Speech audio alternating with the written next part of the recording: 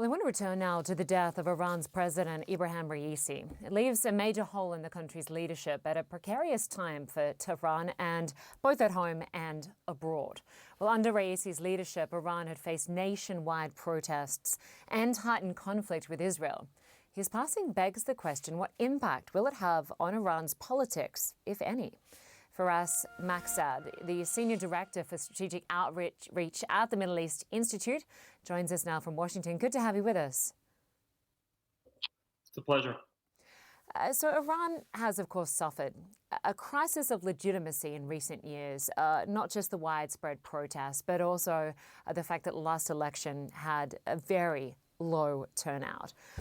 Could this incident open up the possibility of a move away from the hardline control to more moderate or reformist policies? Yeah, there's a very little chance of that happening. In fact, the Supreme Leader and the Islamic Revolutionary Guard Corps, the IRGC, are firmly in control of politics in Tehran. The presidency is, in many ways, a fig leaf in Iran. It holds a significant administrative and maybe to some extent political stature, but the wheelers and dealers are not in the presidency, nor the foreign minister that also lost his life in that crash. It's with the Supreme Leader and the IRGC. If anything, in the medium to long term, the death of President Raisi might upset the succession. He, after all, was one of the two candidates that was slated to perhaps become Supreme Leader one day after the current 85-year-old passes away. So in the medium to long term, there might be some difficulties for the regime trying to construct who might come after Khamenei once he passes away. But in the short term, I don't think that this will have much of an impact. And Firas, how would you describe Mohammad Makbar, who is stepping in as the interim president of Iran? Yeah, he's the first vice president.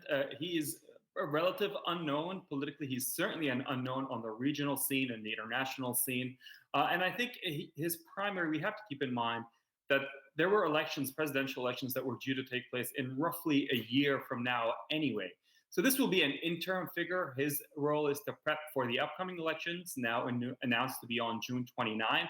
And then whoever fills that post, whoever is elected, will only fill that post for a year. So there will be a period of transition in Iran.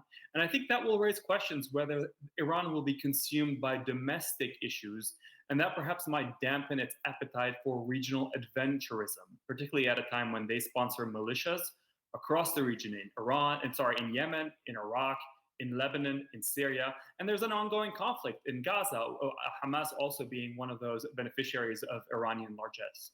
Yeah, and you mentioned that we will see this election at the end of June because under Iran's constitution, it requires that there must be an election within 50 days of the death of a sitting president.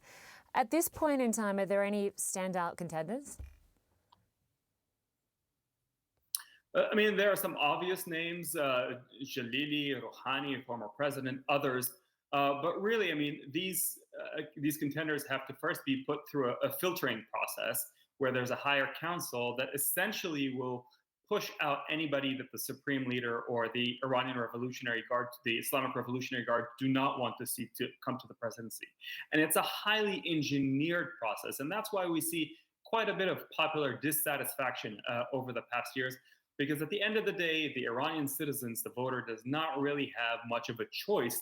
These are carefully selected candidates by the Supreme Leader in a carefully choreographed election.